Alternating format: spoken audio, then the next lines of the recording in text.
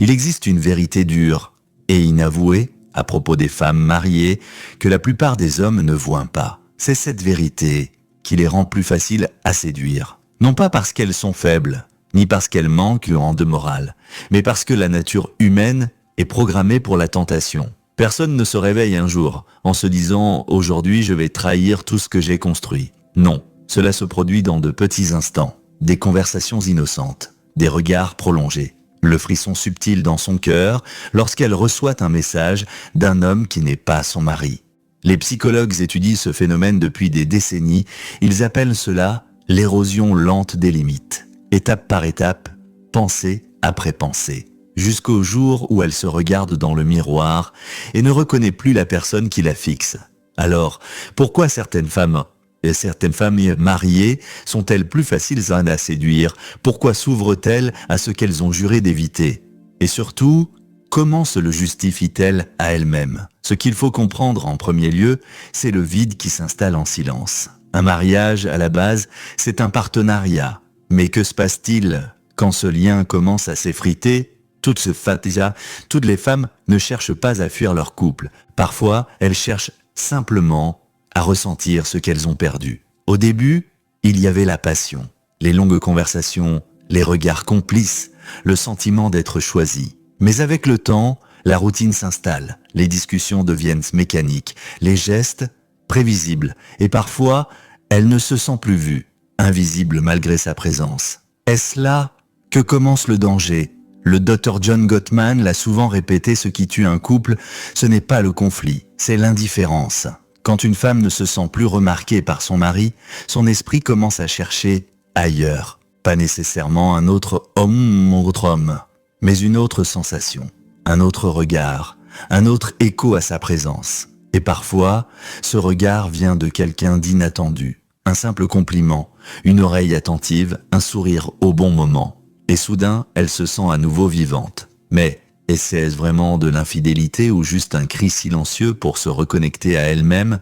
Le mariage apporte stabilité, oui, mais cette stabilité peut parfois éteindre le feu. Les psychologues appellent cela l'effet Coolidge, l'idée que la nouveauté ravive le désir. Et si ce n'était pas l'homme qui l'attirait, mais ce qu'il réveillait en elle, souvent, ce n'est pas le corps qu'elle cherche, c'est le reflet de son âme, qu'elle croyait perdue. Et même sans intention de franchir une ligne, elle s'en approche, parce que ces moments volés lui redonnent vie. Mais ce n'est pas tout, il y a un autre facteur qu'on oublie souvent, l'identité. Avant le mariage, elle était quelqu'un, une femme, avec ses rêves, son mystère, ses élans. Après le mariage, elle devient un rôle, la femme de, la mère de, la gardienne du foyer. Ces rôles sont beaux, mais s'ils ne sont pas équilibrés par un espace pour exister en tant qu'individu, ils étouffent.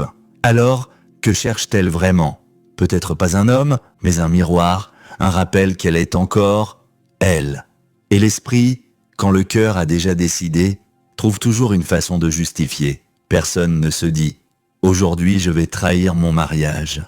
Non, c'est un languissement, un terrain flou, où les émotions prennent le dessus sur la raison. Au début, tout semble innocent. Ce n'est qu'un message. On ne fait que parler. Rien de mal à l'être écouté, mais le cerveau humain est doué pour se mentir à lui-même. Quand une action provoque du plaisir, mais entre en conflit avec nos valeurs, l'esprit fabrique des excuses pour réduire l'écart.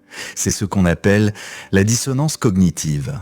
Et plus cette dissonance augmente, plus l'esprit tord la réalité pour s'en protéger. Elle se dit « C'est juste du flirt. Mon mari ne me regarde même plus. Ce n'est pas grave. Je contrôle la situation. » Mais chaque justification l'éloigne un peu plus. Et souvent, la première trahison n'est pas physique. Elle est émotionnelle. C'est là que tout commence. Un message tardif, une confidence réservée à un autre, un secret qu'on garde pour soi et qui creuse l'écart. Et à ce stade, le cœur appartient déjà à un autre. Puis vient la justification ultime. Celle qui fait tomber toutes les barrières. Regarde, je le mérite. Après tout ce qu'elle a donné, tout ce qu'elle a sacrifié, après toutes les années de silence, d'indifférence, elle se convainc que ce n'est pas une erreur, c'est un droit. Et à ce moment-là, plus rien ne l'arrête. Pas parce qu'elle est mauvaise, mais parce que son esprit a construit une réalité où cette trahison est devenue logique. C'est la pente glissante. Une fois la première ligne franchie, la seconde devient plus facile. Comme l'a dit Aristote, nous sommes ce que nous faisons de manière répétée. Ce qui paraissait interdit devient normal. Et la plus grande illusion, c'est de croire qu'on peut arrêter quand on veut.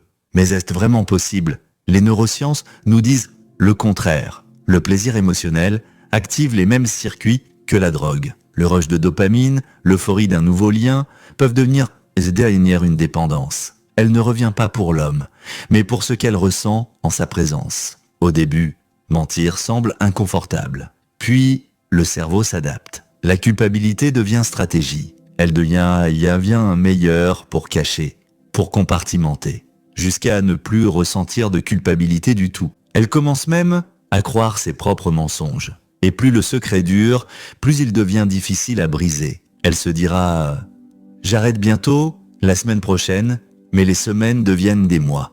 Et un jour, elle se rend compte qu'elle est piégée. Piégée dans sa propre toile. C'est là qu'un changement définitif s'opère. Son mari n'est plus sa relation principale. Il devient l'autre homme. Sa vraie relation, celle où il y a passion, complicité, présence, est ailleurs. Même sans acte physique, son cœur appartient déjà à un autre. Et à ce moment-là, deux issues seulement, soit elle part, soit elle se fait prendre. Car vivre une double vie devient insupportable. Alors, pourquoi certaines femmes mariées sont-elles plus vulnérables à la tentation? Pas parce qu'elles veulent trahir, mais parce qu'elles veulent ressentir ce qu'elles ont perdu. Et une fois qu'elles le retrouvent, partir devient presque impossible. Pas parce qu'elles n'aiment plus leur mari, mais parce qu'elles croient profondément que ce qu'elles ont trouvé ailleurs, elles ne le retrouveront jamais chez elles. Et une fois cette croyance ancrée, plus rien ne sera jamais comme avant. Comprendre cela, c'est obtenir un pouvoir. Le pouvoir de voir ce que d'autres ignorent. Le pouvoir de lire entre les lignes. Le pouvoir de repérer les signaux silencieux, avant qu'il ne soit trop tard. Et avec cette conscience, vous ne serez plus jamais aveugle à ce jeu.